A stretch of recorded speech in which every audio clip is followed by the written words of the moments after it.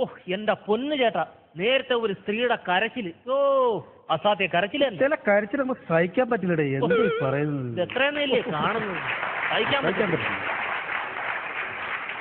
ഏടാ അതിന്റെ നിങ്ങൾ ഇന്നലെ ഇവിടെ തന്നെ കിടന്നു? ഞാൻ ഇന്നലെ അങ്ങോട്ട് മാറി അവിടെ കിടന്നു. ഓ എന്റെ പൊന്നു ചേട്ടാ, ഇവിടുത്തെ കൊതുവിനെ ഭയങ്കര സഹിക്കാൻ പറ്റത്തില്ല കൊതുവിനെ. ഭയങ്കര കൊതുവാ ചേട്ടാ. എന്തിനാ സിനിമ ഉണ്ടാ? എന്തിനാ സിനിമയ്ക്കകത്ത് രജനീകാന്തിന്റെ പുറക്കപ്പോന്നൊരു കൊതുവുണ്ടല്ലോ, എന്റെ പൊന്നു വാപ്പ, അതിനെക്കാട്ടിയും വലിയ കൊതു.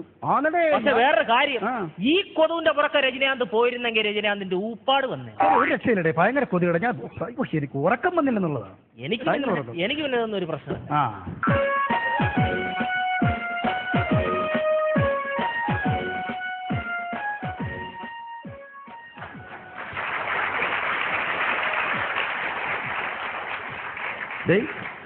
അവരെ കണ്ട 10 മാസമായി കണ്ട, ഒരു പ്രശ്നമല്ല. ഡ്യൂട്ടിക്ക് ഇപ്പോഴും വരുന്നുണ്ടോ കറക്റ്റായിട്ട്?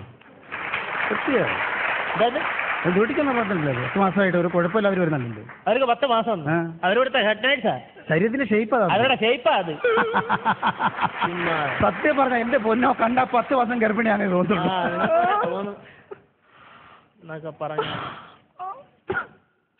കൊച്ചു പയ്യനാണ് കേട്ടോ, നല്ലൊരു ചെറുപ്പക്കാരൻ. അവന്റെ കരച്ചില് ആദ്യത്തെ തോന്നുന്നത് ഗൾഫുകാരനെ കണ്ടാന്നു. ആദ്യത്തെ അതാ ഞാൻ കടന്ന് കരഞ്ഞ അങ്ങനെ ചെറുപ്പക്കാരൻ കൂടെ ആരും ഇല്ലെന്ന് തോന്നുന്നു കേട്ടോ. ചോദിക്കട്ടെ. ഹലോ, എഴുന്നേക്ക്, പതുക്കെ എഴുന്നേക്ക്, ഒരു അഡ്ജസ്റ്റ്മെന്റ് എഴുന്നേക്ക്. എന്താന്ന് ഇങ്ങനെ ആയാലും എങ്ങനെ ഇത്? ഞങ്ങളെല്ലാം ഇങ്ങനെയുള്ള രീതി വന്നിട്ടില്ലേ? സഹിക്കാൻ പഠിക്കണ്ടേ ഇതൊക്കെ? എന്തൂടെ ഇങ്ങനെ? പൈസക്ക് വല്ല പ്രശ്നമുണ്ടോ? ബ്ലഡ് വെള്ളം വേണം, പയ്യന്മാരുണ്ട് നമുക്ക്. ഇവിടെ ആളുണ്ട് സഹായിക്കാനായിട്ട്. പിന്നെ എന്താ കുഴപ്പമെന്നു പറ. എന്താ തുറന്ന് പറ, എന്താ വേണ്ടെന്ന് പറ.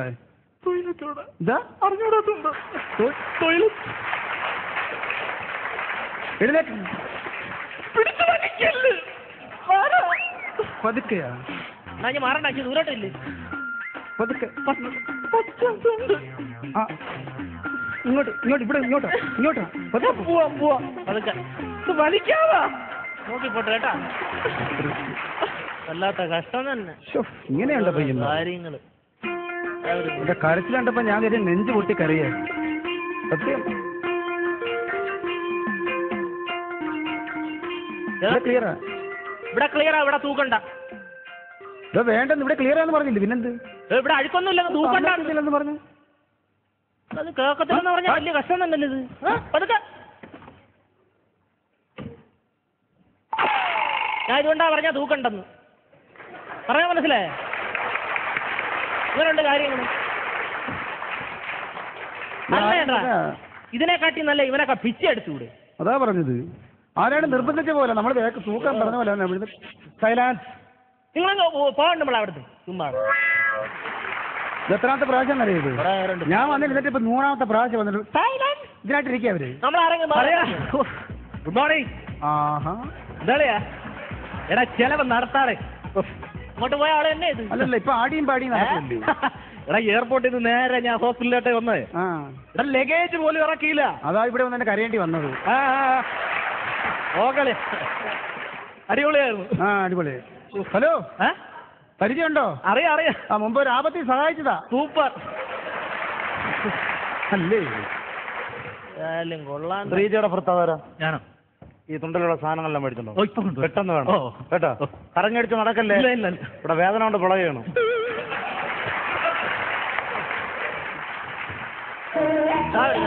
എന്നോട് രാവിലെ വിറ്റാന്ന് അല്ല, മനസ്സിലായ? ഇല്ല, ആളാരത്? ഇത് വിറ്റൊന്നുമല്ല, പിന്നെ ഇതാണ് ഇവിടുത്തെ മയക്ക് ഡോക്ടർ. ആഹാ, എന്തുവാടാ ഇതൊക്കെ? ഒരു കാര്യമില്ല, ചുമ്മാ വെള്ളം അടിച്ചിട്ട്. സൈലൻസ്. ഇത് കൊള്ളാൽ ഈ പെണ്ണുമ്പിളിക്കതേ ഉള്ള പണി. ഇപ്പൊ പണി കൊടുക്കാം. ഇപ്പൊ ഞാൻ ഇപ്പൊ തീർത്ത് തരാം. ഹലോ, പിന്നെ നമ്മൾ പറഞ്ഞ പോലെ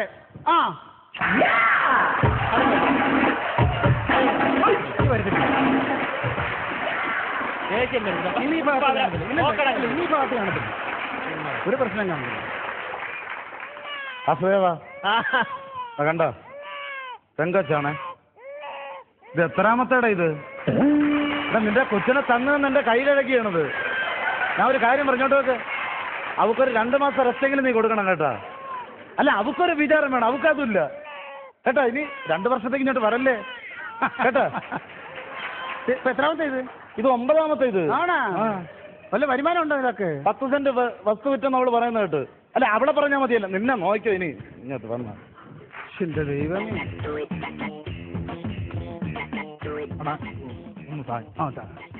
എന്റെ പൊന്നുമൻ, ഇത് കുറെ ഉണ്ടല്ലോടാ ഇത്. നീ ഗൾഫിൽ നിന്ന് ഇത്രയും ലഗേജ് കൊണ്ടുവന്ന് കാണത്തില്ല. സിസ്റ്ററേ, സിസ്റ്ററേ, സാധനങ്ങൾ കൊണ്ടുവന്നോ?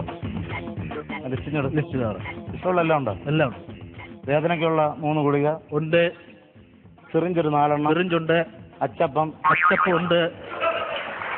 ചുരിദാറുണ്ട്. 2 നൈറ്റി ഉണ്ട്. നോട്ട് ബുക്ക് 2 എണ്ണം. നോട്ട് ബുക്ക് ഉണ്ടല്ലോ. പേന മേടിച്ച പേന ഉണ്ട്. സ്കൂൾ ബാഗ് ഉണ്ട്. വാട്ടർ ബോട്ടിൽ എല്ലാം ഉണ്ട്. അങ്ങോട്ട്. അല്ല സിസ്റ്റർ, എനിക്കൊരു ഡൗട്ട്. ഈ മരുന്നും ടാബ്ലറ്റ് ഒക്കെ ഓക്കെ, ഈ സ്കൂൾ ബാഗ് നോട്ട് ബുക്ക് ഒക്കെ എന്താ? മരുന്നും ടാബ്ലറ്റ് നിന്റെ പെണ്ണും പിള്ളക്ക്, മറ്റേ കൊച്ചിന് നാളെ സ്കൂൾ തുറക്കണം. ഇതിന് ആര് വാങ്ങിച്ചു കൊടുക്കാം? ഇതൊക്കെ ഞങ്ങൾ ഉത്തരവാദിത്തമായിട്ട് ചെയ്യണ്ടേ? ഈയിടെ 2 നോട്ട് ബുക്ക് മേടിച്ചാണ് ഇയാൾ ഇവിടെ കിടന്ന് നോക്കണേ.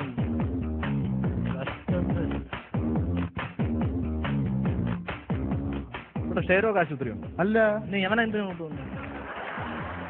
മനസ്സിലായില്ലേ? ഇല്ല, ഒട്ടും മനസ്സിലായില്ലേ? ഇല്ല. ഈ എടുത്തു കൊടുക്കുന്ന ആളില്ലേ, അയാളുടെ ഭാര്യയ്ക്ക് ബ്ലഡ് കൊടുത്തിട്ട് വന്നിരിക്കാൻ മറ്റവൻ. ആ ശരീരത്തിൽ നിന്ന് എവിടെ നിന്നാ ബ്ലഡ്? എനിക്കറിയത്തില്ല. ഇയാൾക്ക് നല്ല ഉയരമുണ്ടല്ലോ, ഇയാൾ ആ ശരീരത്തിൽ നിന്ന് എടുത്തൂടെ? അയാൾ കൊടുക്കത്തില്ല. അത് അയാൾ ബ്ലഡ് കൊടുത്താ മോള് കറുത്തു പോകുന്നു. അതാകുമ്പോ ഇച്ചിരി വെളുപ്പമുണ്ടല്ലോ, അതുകൊണ്ടാ. കൊച്ചു കറുത്തു പോകുന്നു പറഞ്ഞ അവനെ കൊണ്ടുവന്നു. ചേട്ടാ, ഇവിടെ ഇരുന്ന് ആഹാരം കഴിച്ച് എന്താടേ കാണിക്കുന്നത്? ഭക്ഷണം കഴിക്കാൻ അപ്പുറത്ത് വേറെ റൂമല്ലേ? ഈ നമ്മൾ വരുന്നവരാണ് ഈ ഹോസ്പിറ്റലൊക്കെ വൃത്തികേടാക്കുന്നത്. എന്നിട്ട് സർക്കാരിനെ പറഞ്ഞാൽ മതി. പെണ്ണൊക്കെ ചേട്ടത്തിന് അപ്പുറത്ത് റൂമുണ്ട്, എടപ്പന്ന് കടി. ഒന്ന് പോടാ അസ്ഥി പഞ്ചരം. വെളുത്തവനാണെന്ന് പറഞ്ഞ് കൊണ്ടുവന്നവൻ, അവന്റെ നാട്ടിലെ സായിപ്പാവൻ. എന്തോ സൈലൻസ്. കൊന്നാലേ ഇവിടെ വരും, എവിടെ കൊന്നാലേ ഇവിടെ വരും. അതാ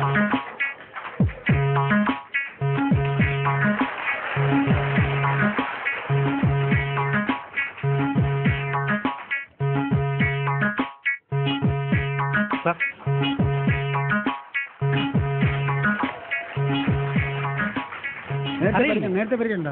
ഇയാൾ അറിയില്ലേ? ഇല്ല, അറിയില്ല. എന്റെ പൊന്നിയോട്ട, പ്രശസ്തമായി ഇപ്പൊ ഒരു ആൽബം ഇറങ്ങിയില്ലേ, അതിന്റെ പ്രൊഡ്യൂസർ അല്ലേ? അപ്പൊ ഈ പോയതൊക്കെ അതിലെ നായികമാര്. ഹലോ, എനിക്ക് ഒരു ആൽബം പിടിക്കണമെന്ന് തോന്നുന്നു. സത്യമാ, ഒരു ആൽബം പിടിച്ചാൽ കൊള്ളാമെന്നുണ്ട്. ശ്രീജയുടെ ഹസ്ബൻഡ് ആരാ? ഞാനാ. ശ്രീജ പ്രസവിച്ചു ആൺകുട്ടി.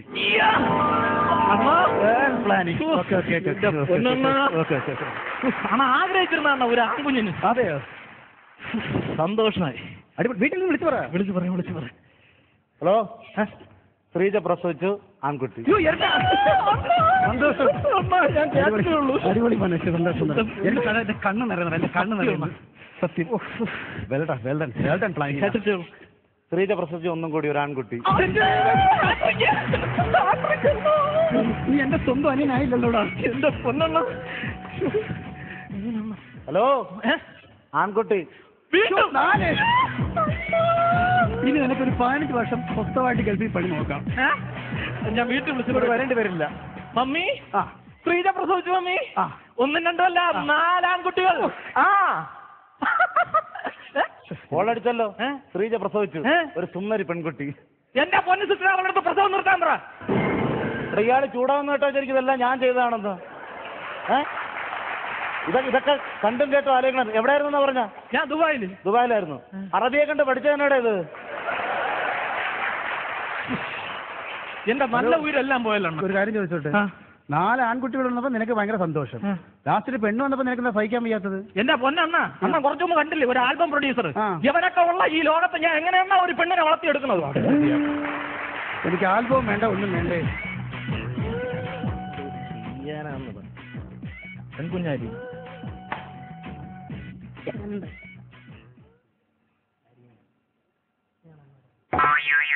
എന്താ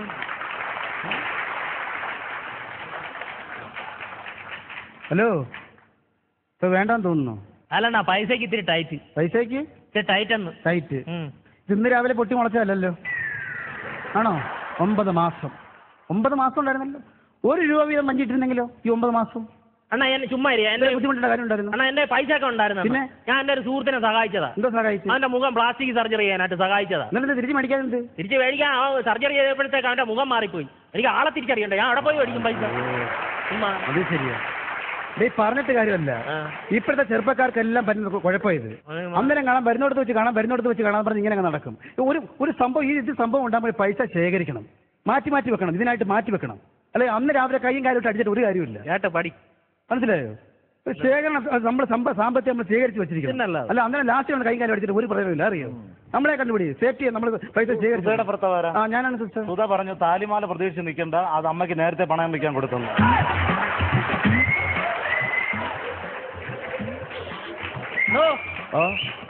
എവിടെ പോന്ന്? ഞാൻ 1-2 പേരെ ഒന്ന് കണ്ടിട്ട് വരട്ടെ. എന്നിട്ട് വാകട്ടാ. വലിയ ന്യായം അടിച്ച പാർട്ടി വലിയ ശേഖരിക്കാൻ പറഞ്ഞ ആള്. ശേഖരണം എന്നാണ് ശേഖരണക്കാരൻ.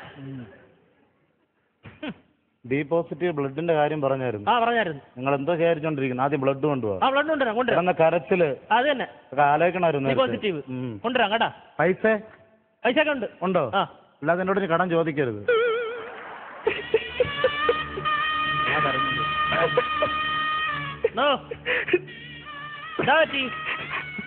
ആരും സഹായിച്ചില്ല.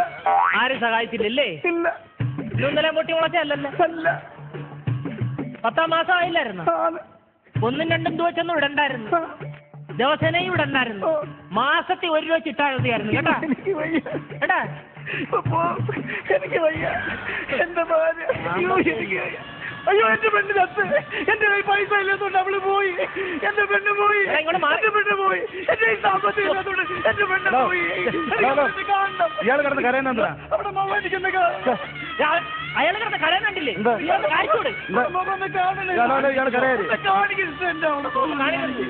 കണ്ട ബ്രെഡും പാലും അവിടെ മാറ്റി കൊടുക്കാൻ.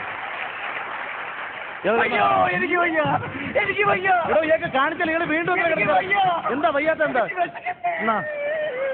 നിന്നിവിടെ കിടന്ന് അലക്കി കൊണ്ടുപോയി.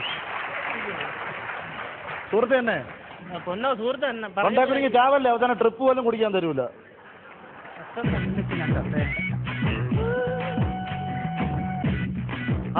ലേബർ റൂം ക്ലോസ് ആയിട്ടുണ്ട് കേട്ടോ. എന്റെ കുഞ്ഞുങ്ങളും ഭാര്യ എന്റെ ഭാര്യ അച്ഛൻ കിടക്കുക.